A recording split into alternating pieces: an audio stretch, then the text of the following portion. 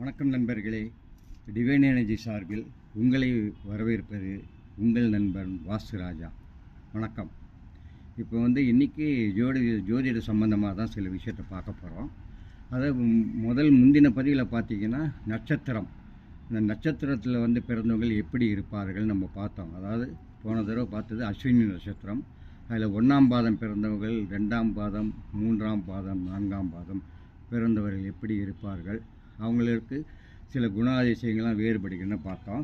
அந்த வரிசையில் இன்றைக்கி நாம் பார்க்க போகிறது பரணி நட்சத்திரம், 2வது நட்சத்திரம் தான் பார்க்க போகிறோம். ஸோ பரணி நட்சத்திரம் அப்படின்னாலே உங்களுக்கு ஞாபகம் வர்றது என்னோடய அதிபதி சுக்கிர பகவான் தான்.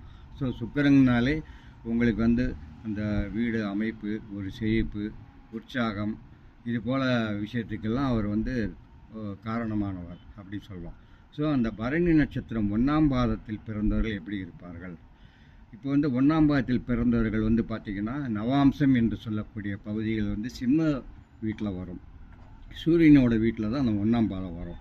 அப்படி இருக்கும்போது இவர்கள் ஒரு படைப்பாற்றல் மிக்கவர்களாக இருப்பார்கள். தலைமை பண்பு அந்த மாதிரி இருக்கும். ஆனால் சில நேரத்தில் கடினமாக பேசக்கூடிய நபராக இருப்பார்கள். அது சொற்கள் ஒரு அதிகார தோரணை இருக்கும். இல்லை அவங்களிடத்துல ஒரு கர்வம் இருக்கும் இந்த 1ஆம் பாதத்தில் பிறந்து. 2வது அவங்க ஒரு தலைமை பண்புல இருப்பாங்க. எங்கே வேலை செஞ்சாலும் அவங்க ஒரு நல்ல பொசிஷனில் தான் இருப்பாங்க அப்படின்னு சொல்லலாம். மற்றவர்களை ஒரு தன்னுடைய பேச்சாற்றால் கவரும் தன்மை அவங்கக்கிட்ட இருக்கும். ஆனால் சில நேரத்தில் கோபம் வரும். அது எல்லாருமே தனக்கு கட்டுப்பட்டு தான் இருக்கணும் அப்படின்ட்டு விரும்பக்கூடியவர்கள். இப்போ 1ஆம் பாதம்.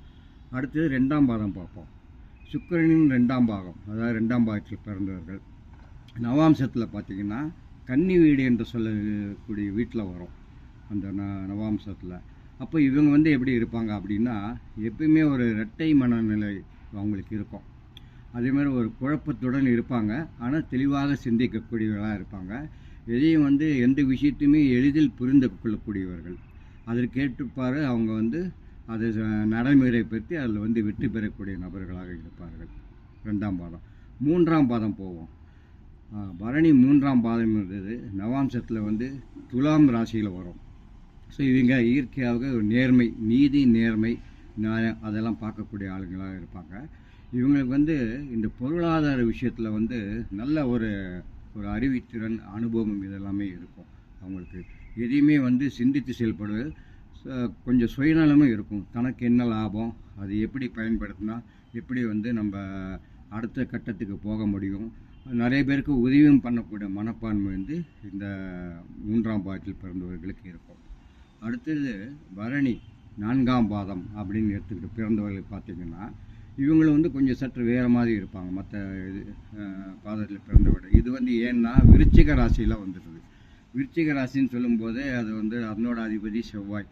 ஸோ செவ்வாயோட தன்மையும் சுக்கிரனுடைய அந்த பாதத்தில் பிறந்த ரெண்டுமே சேர்ந்து இங்கே வேலை செய்யுது. அப்போ செவ்வாய் தன்னை எடுத்த முயற்சியில் எப்படியாவது வெற்றி பெறணும் அப்படின்னு தீவிரமாக சிந்தித்து செயல்படுவவங்க. இவங்க பேச்சை அதில் நல்லா மற்றவர்களை கவர்ந்திருக்கக்கூடிய பேச்சு. ஏதாவது ஒரு விஷயத்தை சொல்லி ஒரு வேலையை வாங்கணும், ஒரு வேலையை செய்யணும் அப்படின்னா அதை எதிராளிக்கு அவங்கள இவங்க சொல்கிற விதத்திலேயே அவங்க விஷயத்துக்கு ஒத்துப்படுவார்கள். அந்த மாதிரி நல்லா இருக்கும். நிறையா கண்டுபிடிப்பெல்லாம் கண்டுபிடிப்பாங்க. தன்னுடைய வேலையாகட்டும், வேறு ஏதாவது தொழிலாகட்டும், புதிய கண்டுபிடிப்பு முறை உபயோகித்து அதில் வெற்றி காணக்கூடிய நபராக இருப்பார்கள். ஸோ இதுதான் இந்த நட்சத்திர பாதத்தில் பிறந்தவர்களின் வித்தியாசம், குண அமைப்பு அப்படிங்கிறத தெரிந்து கொள்ளலாம். இது பெரும்பாலும் நிறைய இடத்துல நான் பார்த்த வரைக்கும் எல்லாமே ஒத்து போகுது. ஸோ நீங்கள் இதை படிச்சுட்டு நான் சொல்கிறது எந்த அளவுக்கு பொருந்தி வருவது என்பதை நீங்கள் கமெண்ட் பண்ணுங்கள். நன்றி, வணக்கம். மீண்டும் வேறொரு பதிவில் சந்திப்போம்.